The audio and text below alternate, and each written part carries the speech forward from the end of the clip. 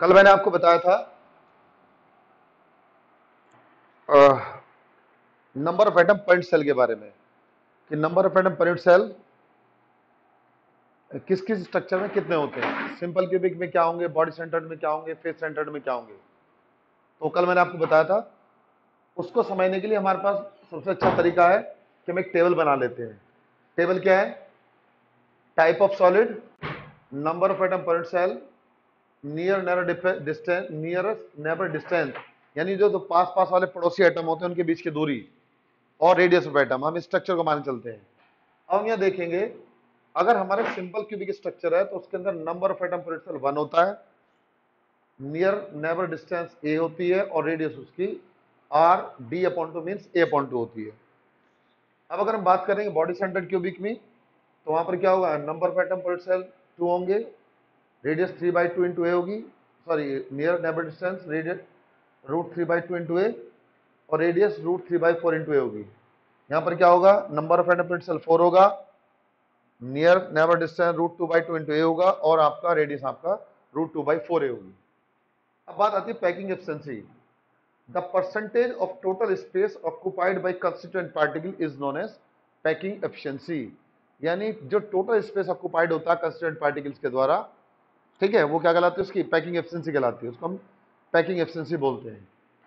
और जैसे आप समझ लीजिए, मान लीजिए कोई खाली जगह है, उसको मैं सिंपल क्यूबिक वाले स्ट्रक्चर से भरने लगूं, तो जितनी टोटल जगह भर जाएगी उनके द्वारा, वो क्या कहलाती है, पैकिंग एफिशिएंसी। अब अगर मान लीजिए मैं कैलकुलेशन करता हूं packing efficiency of simple cubic, तो हम क्या मान के चलते हैं, पहले let us consider length of unit cell is equal to ए। ये लेंथ ऑफ यूनिट सेल है हमारी ए के बराबर। उसके बाद हम बात करते हैं आपका वॉल्यूम ऑफ यूनिट सेल, तो ये सारी लेंथ क्या हमारी ए के बराबर ही है, तो वॉल्यूम ऑफ यूनिट सेल क्या हो जाएगी, लेंथ विड्थ हाइट ए क्यूब, नियर नेबर डिस्टेंस, दो पास पास एटम के बीच की दूरी क्या होती है, नियर नेबर डिस्टेंस, ये सब ए के बराबर है, तो क्या होगी, ए हो जाएगी। और रेडियस ऑफ एटम होगी हमारी डी के बराबर, जो ए अपॉन 2 के बराबर होती है। अब सिंपल क्यूबिक में हम निकालते हैं number of atom per cell. तो वहां अगर हम number of atom per cell निकालते हैं तो क्या होगा बेटा, 8 इंटू 1/8 इज इक्वल टू 1। तो number of atom per cell due to corner हमारा 1 होगा। वॉल्यूम ऑफ स्फीयर हम निकालेंगे, जितने number of atom per cell होते हैं उतने ही स्फीयर का वॉल्यूम निकालते हैं, that would be equal to 4/3 pi into r cube. अब हम पैकिंग एफिशिएंसी कैलकुलेट करेंगे। Packing efficiency will be equal to volume of sphere into 100 divide by volume of unit cell. It means 4/3 pi r cube into 100 divide by a cube. इसका formula हुआ। अब जब फॉर्मूले में हमने क्या करा, इस अब यहां पर आ जाते हैं, इस फॉर्मूले में क्या करते हैं, हम आर की वैल्यू a/2 पुट कर देते हैं, क्योंकि इसके अंदर आर की वैल्यू क्या है, a/2 के बराबर है। जब ये होगा तो यहां से क्या हो जाएगा, ये आपकी वैल्यू हो जाएगी 4/3 pi a/2 r cube into 100 divide by a cube. Calculation करेंगे तो 52.4%। यानी सबसे कम पैकिंग एफिशिएंसी जो होती है वो किसकी होती है, वो आपका सिंपल क्यूबिक स्ट्रक्चर की सबसे कम पैकिंग एफिशिएंसी होती है। तो कभी कभी आपसे पूछ लेते हैं कि पैकिंग एफिशिएंसी बताइए किसकी कितनी है, तो याद रखनी है 52.4, दूसरी 68 और तीसरी 72% होती है। ठीक है, तो इस तरीके, तीसरे हमारी 74% होती है, सॉरी। तो इस तरीके से हम पैकिंग एफिशिएंसी को कैलकुलेट करते हैं। ये तो हमने सिंपल क्यूबिक की बात की। तो ये आपको ये फॉर्मूला अच्छे तरीके से याद रखना है, ये वाली जो टेबल है आपकी, और पैकिंग एफिशिएंसी निकालनी है। अब मैं आपकी बात करता हूं बॉडी सेंटर्ड के लिए, सॉरी फेस सेंटर्ड के लिए। पहले फेस के लिए निकालेंगे। अब फेस के लिए क्यों निकालेंगे, उसकी वजह है, देखिएगा।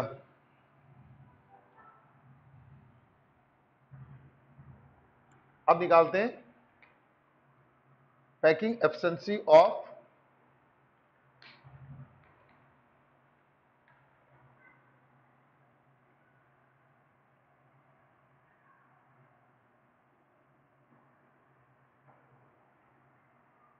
FCC, face centred cubic.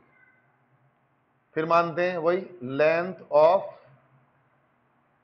Unit cell is equal to a volume of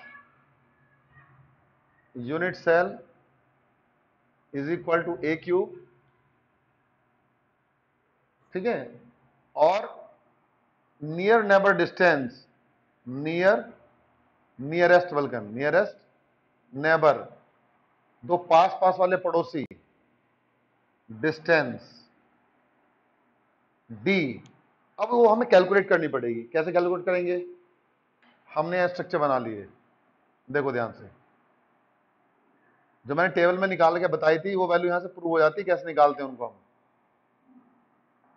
कैसे होगा? यहां पर मान लिया एक एटम यहां है, एक यहां है, एक यहां है, एक यहां है, ठीक है। और लेंथ ऑफ यूनिट सेल सबकी क्या है हमारी?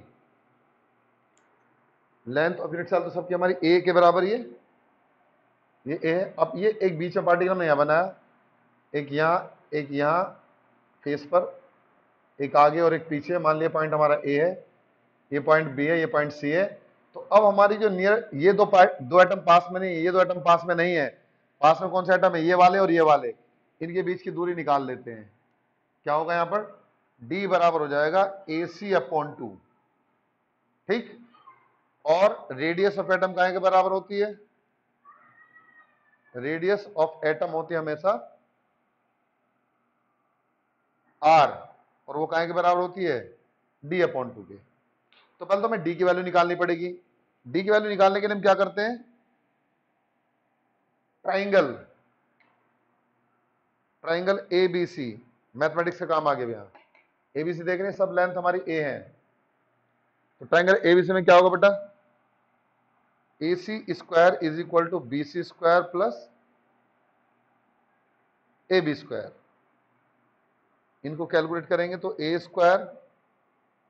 प्लस A² या AC² is equal to 2A² या AC बराबर √2A। इसकी वैल्यू आ गई। तो अगर मैं डी की वैल्यू निकालूंगा तो क्या होगी? √2 इंटू A/2। और आर की वैल्यू निकालूंगा तो क्या होगी? √2/4 इंटू ए। यही वैल्यू मैंने आपको बताई थी। हम इन वैल्यूज को ऐसे निकालते हैं। ये हमारा फॉर्मूला है इन वैल्यूज को कैलकुलेट करने का, ठीक है। अब हम इसके बाद क्या करेंगे? देखिएगा, हमने AC की वैल्यू निकाल ली, यहां से डी की वैल्यू निकाली, फिर आर की वैल्यू निकाल ली। अब हम निकालते हैं इसकी पैकिंग एफिशिएंसी। तो वो कैसे निकालेंगे? देखिएगा यहां से,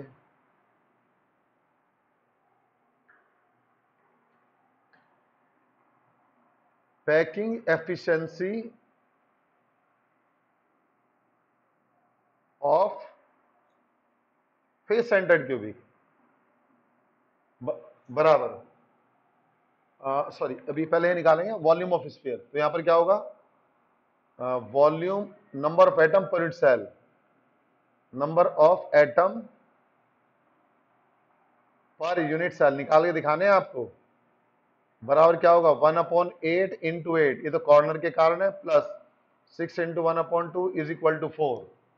ये कॉर्नर पे, ये हमारे फेस पर है। इसके बाद हम क्या करेंगे? अब निकालते हैं वॉल्यूम ऑफ 4 स्फीयर्स। मैंने बताया था जितने हमारे number of atom per unit cell होते हैं उतने ही स्फीयर्स का वॉल्यूम निकालते हैं। तो क्या होगा? 4 इंटू 4/3 πr³। ये फॉर्मूला हो जाएगा हमारा, ओके। सो अब निकालेंगे परसेंटेज ऑफ पैकिंग एफिशिएंसी। क्या होगी हमारी? ये हो जाएगी 4 into 4/3 πr³ into 100 divide by A³। ये फॉर्मूला हो जाएगा इसके लिए। अब हम यहां से क्या करेंगे? यहां से हम R की वैल्यू इस फॉर्मूले से निकाल के पुट कर देंगे। R की वैल्यू क्या है हमारी? √2/4 इंटू ए। तो हो जाएगा 16 into pi into √2/4 into a का whole cube into 100 divide by A³। और यहां पर क्या जाएगा आपका? Divide by 3। जब हम इसको कैलकुलेट करेंगे टोटल वैल्यू को तो आएगी आपकी 74%, ठीक है। तो किसकी पैकिंग एफिशिएंसी हो गई? ये पैकिंग एफिशिएंसी होती है बेटा फेस सेंटर्ड क्यूबिक की। फिर दोबारा समझ लीजिएगा, फेस सेंटर्ड क्यूबिक में क्या होगा? फेस सेंटर्ड क्यूबिक में हम सबसे पहले निकालते हैं पैकिंग एफिशिएंसी। तो हम मान लेते हैं length of unit cell is equal to ए, ये हमारी लेंथ ऑफ यूनिट सेल है। फिर volume of unit cell a cube होता है। उसके बाद नियरेस्ट नेबर डिस्टेंस डी होती है, that would be equal to A C upon 2। इस फॉर्मूले के अनुसार ये दूरी आपस में दो एटम के बीच की है, तो ये दो पास पास एटम ये है, इसको निकालने के लिए हम ए सी अपॉन 2 निकालते हैं। ये हमारा निकल गया, कैलकुलेट कर लिया हमने यहाँ से, उसके बाद इसमें वैल्यू पुट कर दी, तो ये हमारी क्या हो गई, पैकिंग एफिशिएंसी ऑफ एफसीसी। अब देखो मैंने बताया था पैकिंग एफिशिएंसी एफसीसी के लिए आर की वैल्यू क्या होती है, √2/4 इंटू ए। तो मैंने आपको कैलकुलेट करके बताया कैसे निकल गया ये। मैंने बताया था number of atom per cell 4 होते हैं, तो कैसे होते हैं, ये कॉर्नर के कारण और ये आपको क्या हुआ, फेस के कारण। इस तरह पैकिंग एफिशिएंसी निकाल लेते हैं। इसके बाद बात आती है आपकी packing efficiency of body centred cubic. अब हमने पहले एफसीसी की निकाली, बाद में बीसीसी की निकाल रहे, क्यों, उसकी एक वजह है। वजह क्या है बेटा, देखिएगा यहां क्या करेंगे हम, सबसे पहले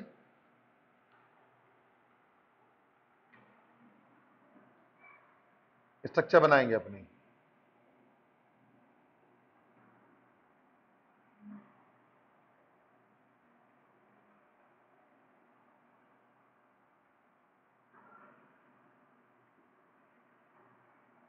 मान लीजिए अब यहां कांस्टेंट पार्टिकल एक यहां पर हुआ, एक यहां, एक यहां, एक यहां,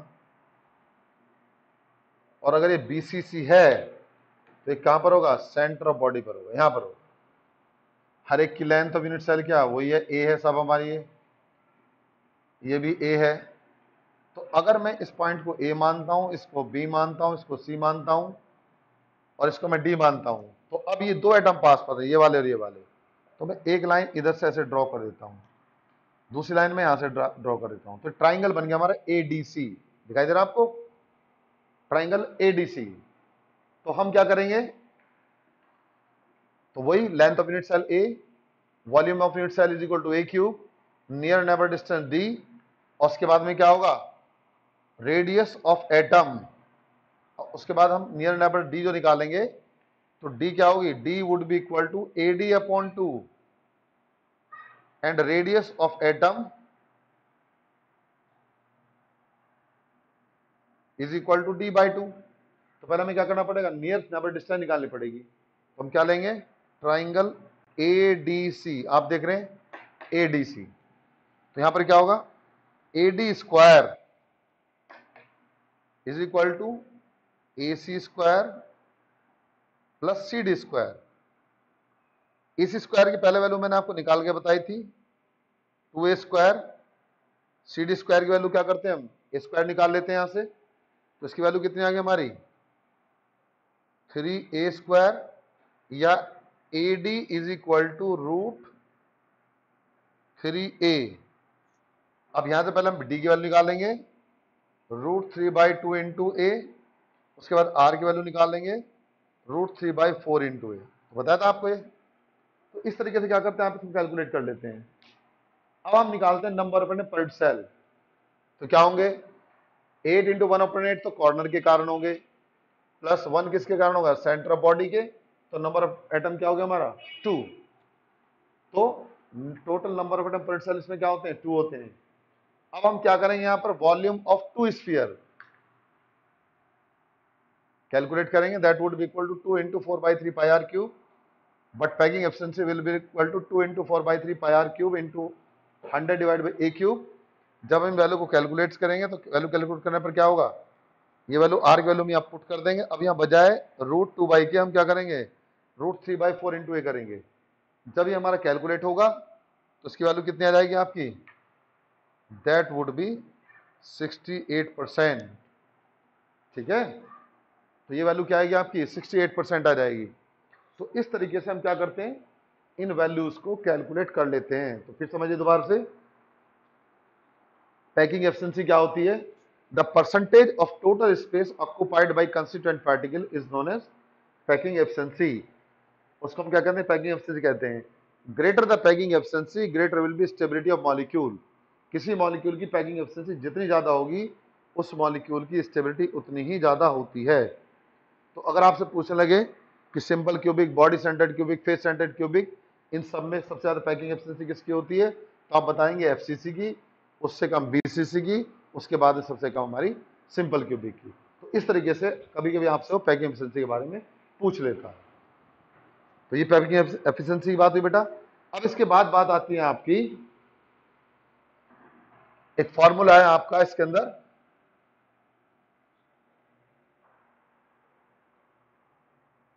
यानी relation between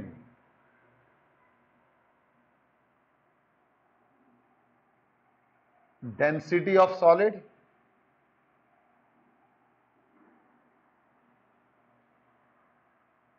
and length of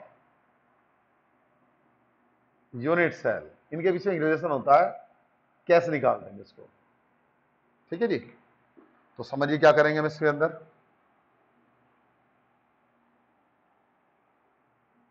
सबसे पहले हम क्या करते हैं, हम मान लेते हैं कोई सॉलिड है हमारा और उसके अंदर लेंथ ऑफ यूनिट सेल हमारी हमने ए पिकोमीटर माना। तो हम क्या समझते हैं, let us consider length of unit cell is equal to a picometer. जो लेंथ ऑफ यूनिट सेल है हमारी ए पिकोमीटर है। अगर मैं इसको मीटर में कन्वर्ट करूं तो हो जाएगी 10⁻12 मीटर, और अगर मैं सेंटीमीटर में कन्वर्ट करूं तो 10 इंटू 10⁻10 सेंटीमीटर। तो this is the length of unit cell. उसके बाद हम क्या मानते हैं, डेंसिटी ऑफ सॉलिड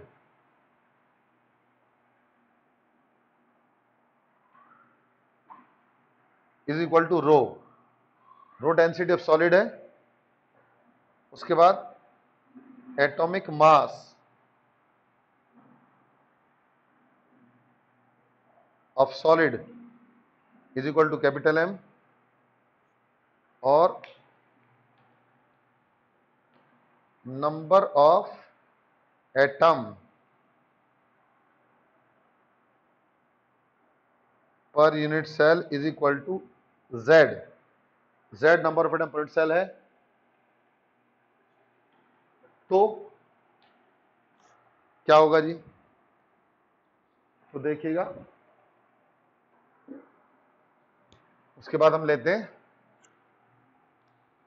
आपका n0 इज इक्वल टू 6.022 10⁻23। ये क्या है, सुना होगा, एवोगैड्रो नंबर। इसके बाद हम जानते हैं डेंसिटी ऑफ सॉलिड क्या है, बराबर होती है। अगर किसी सॉलिड की मैं डेंसिटी कैलकुलेट करूंगा तो density of solid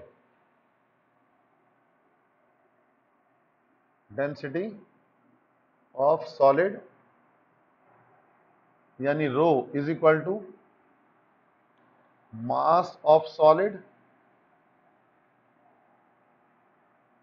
divide by volume of solid. ठीक है, वॉल्यूम ऑफ सॉलिड के बराबर होगा।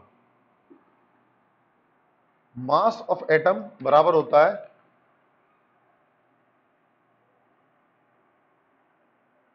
ये मास ऑफ सॉलिड बराबर होगा, जो भी आपने सब्सटेंस लिया है, ये होगा एटॉमिक मास यानी m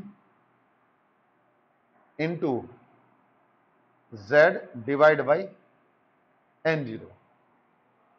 ठीक है, मास ऑफ सॉलिड बराबर होता है m upon n0 into Z. अब हम क्या करेंगे, इस फॉर्मूले में, इस बार डेंसिटी फॉर्मूले में क्या करते हैं, हम रखेंगे डेंसिटी बराबर मास of solid m upon n0 into Z, और डिवाइड बाई क्या जाएगा आपका, अगर मैं निकालता हूं वॉल्यूम ऑफ सॉलिड, मैं लिख देता हूं volume of solid is equal to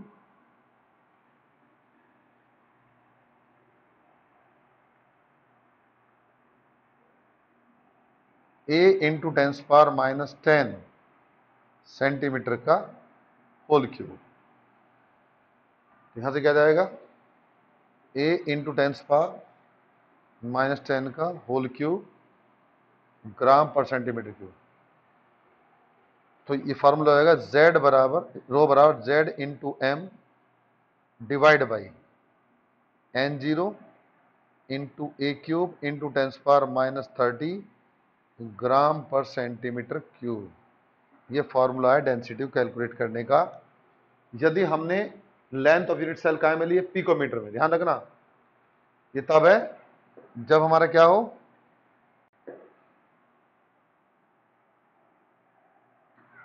when A in picometre. अगर ए पिकोमीटर में तो हम ये वाला फॉर्मूला यूज करेंगे।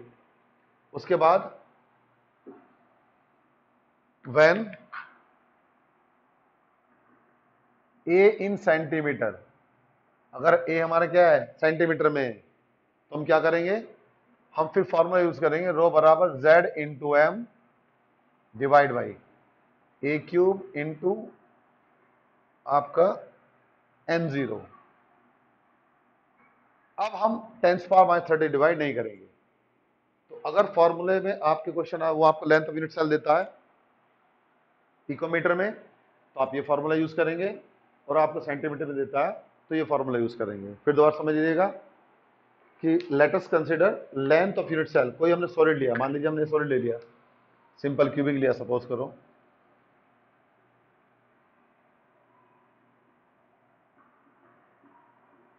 ये सिंपल क्यूबिक हमारा,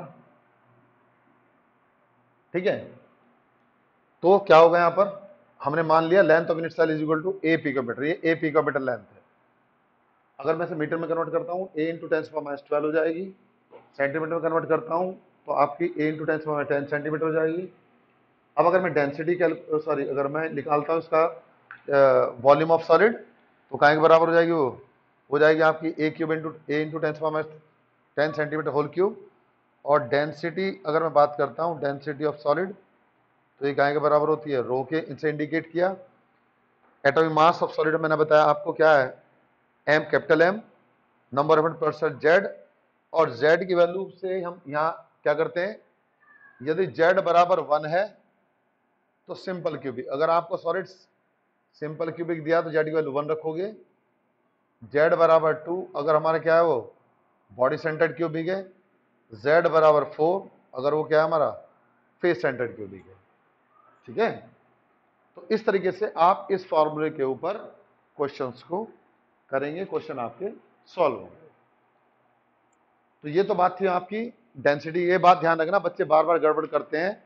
वो क्या करते हैं, वो सोचते हैं नहीं हमें तो इसकी यूनिट ग्राम पर सेंटीमीटर क्यूब में, तो हम सेंटीमीटर में ये फॉर्मूला, नहीं हमने पिकोमीटर को कन्वर्ट कर लिया ऑलरेडी। तो अगर आपको लेंथ ऑफ यूनिट सेल दी हुई होगी पिकोमीटर में, तो आप ये वाला फॉर्मूला 10⁻30 डिवाइड करोगे। और अगर आपको दिया होगा सेंटीमीटर में, तो आप 10⁻30 डिवाइड नहीं करोगे, तो फिर आपका ये वाला फॉर्मूला हो जाएगा। तो इस तरीके से आप इस फॉर्मूलेज के द्वारा कैलकुलेशन कर सकते हो, बड़ा इंपॉर्टेंट फॉर्मूला होता है। अब इसमें एक टर्म आती है,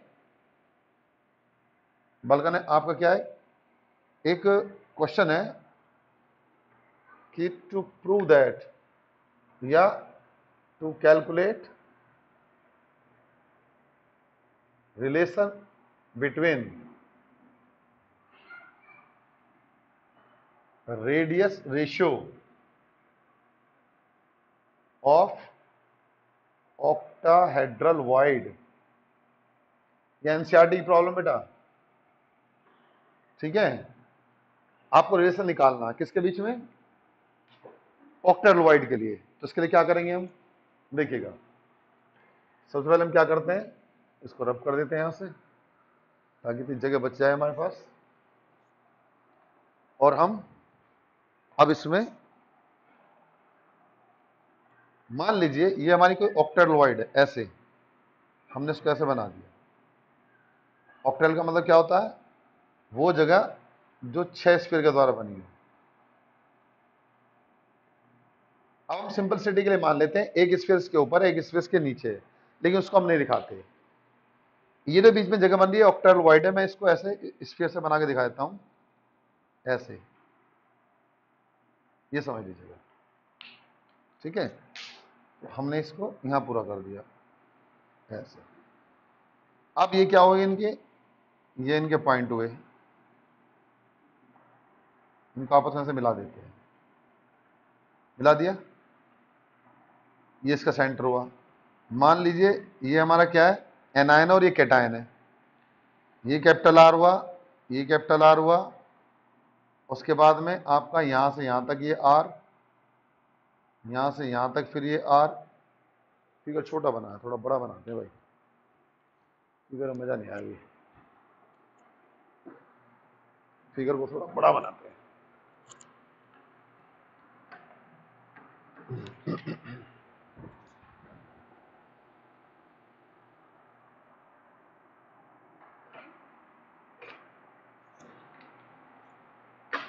देखिए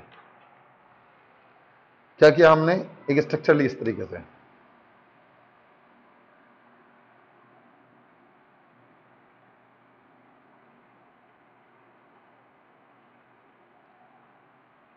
इसके बाद ये इनके सेंटर हो गए, ये हमारी एनायन है, और इसके जो बीच में जगह है यहां पर ये समझ लीजिएगा ये हमारी क्या है, ये ऐसे थोड़ी स्फीयर की प्रॉब्लम आती है हाथ से बनाने में,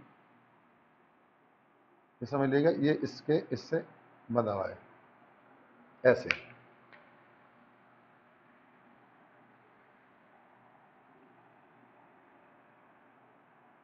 पहले मैं इसको ही बना लेता हूँ, उसके बाद में ये आपका ऐसे नहीं बन रहा यार, पहले ही मैंने सी बनाया था।